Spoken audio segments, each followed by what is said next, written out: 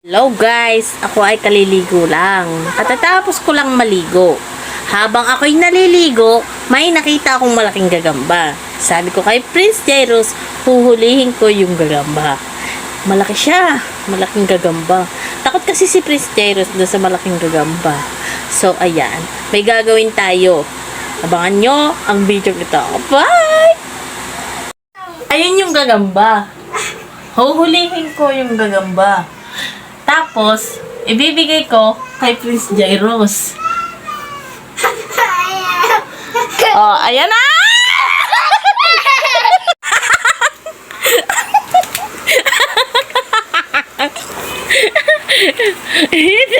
ito yung gagamba. Ulit pa. Ulit pa. Prank ulit kita. Ito ang gamba malaki. Okay po. Isa pa. Isa pa. Oh. It's a prank!